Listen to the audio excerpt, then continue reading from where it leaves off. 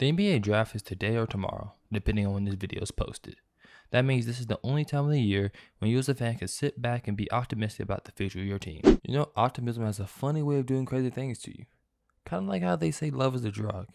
And so after sitting back and totally processing the draft for a couple of days, I am now able to objectively grade the biggest winners and biggest losers Hornets of the 2022 NBA draft.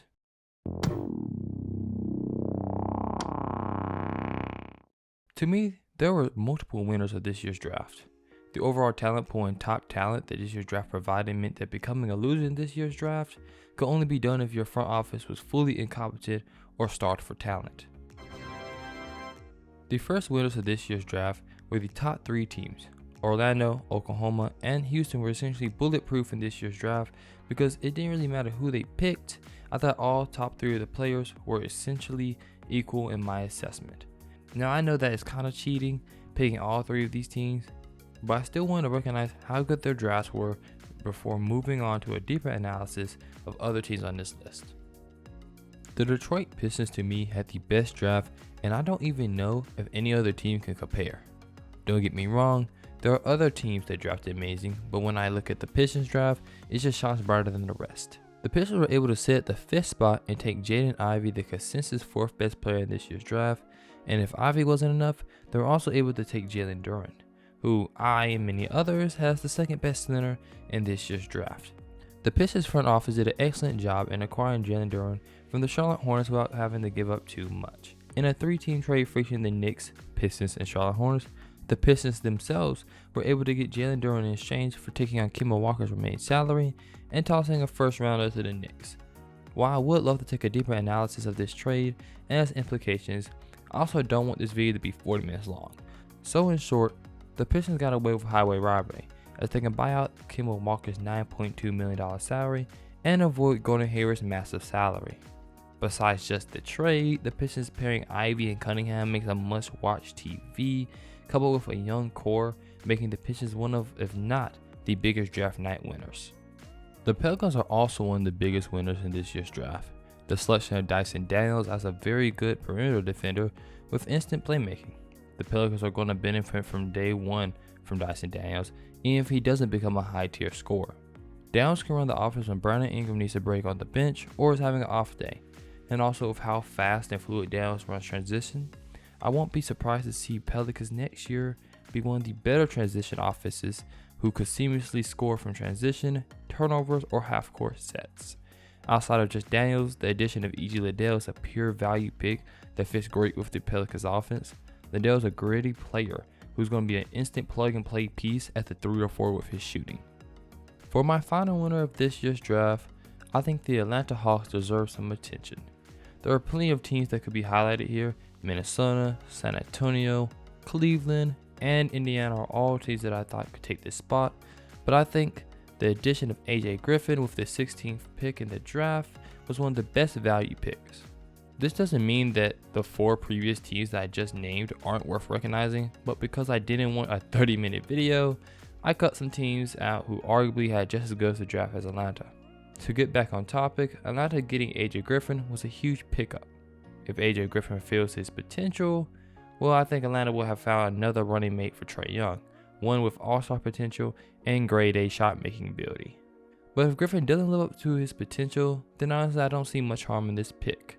Griffin on multiple NBA draft big boards was seen as a top 10 talent. For him to fall to Atlanta at 16 allowed Atlanta a freebie pick.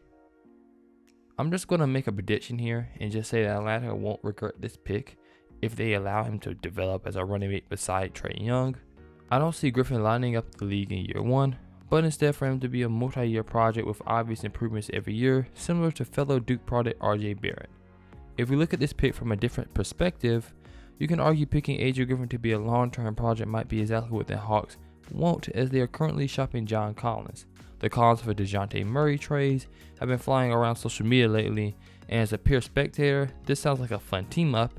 If you're Atlanta, you probably love this idea. But if you're Spurs, well...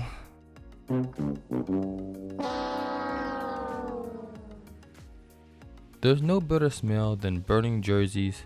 There's no better sights than broken TVs, and there's no better feeling than a Knicks fan night being ruined. There are multiple teams that didn't have ideal drafts or didn't really have much of a draft at all. So for this section, I didn't really want to include those teams, but instead, I included teams that reached on a player or might have a mind-boggling trade. So if your team is included in this section, save your dislikes and angry comments for another video, because I'm sure I'm gonna have some more content about your team that you can target. So let's get on with it. For the first loser of this year's draft, and this one really hurts me to my heart, is the Charlotte Hornets. You know, at some point I gotta stop subjecting myself to this level of pain that the Hornets continuously give me. Being a Hornets fan is kind of like being a coffee addict. You know, the Hornets give you anxiety, restlessness, and with the number of bad moves they make every offseason, the runs. You continue to come back to the franchise as if you didn't just go in a mental breakdown, just for some of their idiotic moves, and this year is no different. The Hornets were sitting pretty at 13, with both two of the top 3 centers still on board. With the 13th pick, the Hornets selected Jalen Duren, and it became a Hornets fan dream come true. A happily ever after, a match made in heaven, and for once, the gods didn't forsaken us. Then we traded him for some crappy hot Cheetos Mountain Dew and leftovers from your uncle's cookout, and not the one that knows how to cook. If the Hornets' only pick had been Mark Williams and there wasn't a trade in this draft, to me that would have at least put them in the neutral area of this video. But instead, the Hornets trade a very talented young center and receive a first round pick from Dallas that won't be any better than a bottom top 10 pick in next year's draft and a bunch of hand-me-down second rounders. The worst part of all this is that Gordon Hayward is still on payroll, and this will ultimately affect the Hornets' ability to sign Miles Bridges. So yes, the Hornets are one of the biggest losers of this year's draft, and personally, they might be the biggest loser. Next is the Sacramento Kings. The Kings were in prime position to draft Jaden Ivey with the 4th pick in this year's draft, but instead decided to pick Keegan Murray, who is a very solid forward with a good floor. The issue with this pick is that Ivey had been seen as a player with extremely high potential who could stand up with the big 3 of this year's draft. There was no reason to pass on him, even if your front court was full of talent. Due to his ability to be an upgrade in the long run, selecting Ivey seemed like a no-brainer for most. Well, a no-brainer for most except Sacramento. The Kings are losers for me, not because they picked Murray, but because of where they picked Murray. While Murray in many mock drafts was slated to go to the Pistons at 5, the Kings still reached because they opted to draft off of need, not talent. And with the amount of talent and potential that Ivey possesses, this could be a fatal wrong move.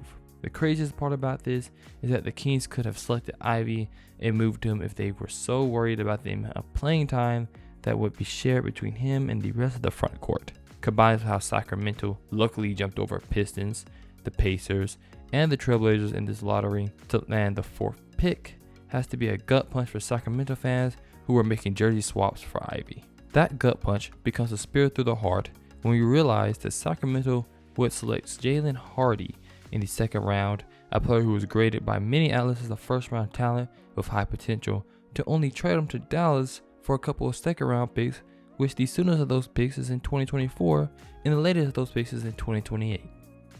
So yeah, Sacramento, you're losers in this year's draft, but don't feel bad.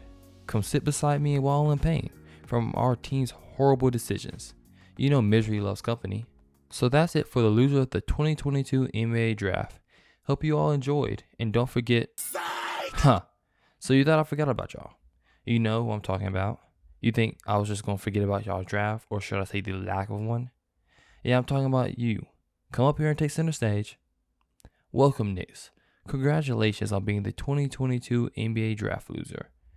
This is a pretty prestigious honor that's probably going to be the only accolade you get all year. But for real though, trolling aside, the Knicks are the final loser of this video, and depending on how you look at it, the biggest. New York sat at a pretty good spot in this year's draft with the opportunity to draft at 11, with talents like Duren, Griffin, and Jang still available.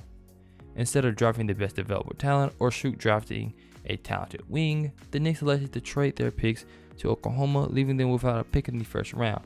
If that was all they did, well, that would still make them a loser, just not one worth mentioning in this video. But instead, what got them to be selected in the loser section of this video is the grimy details of the 2023 first round picks that the Knicks acquired from the Thunder. Each of the Knicks' 3 first round picks that they received are extremely protected. The picks that were originally owned by the Wizards and the Nuggets are both lottery protected in next year's draft, and the pick that was owned by Detroit is a top 80 protected pick. Right now, to my knowledge, the specific conditions for these picks aren't fully available, but what I do know is the Knicks aren't going to have the same return value that they could have had if they had just picked 11th in this year's draft.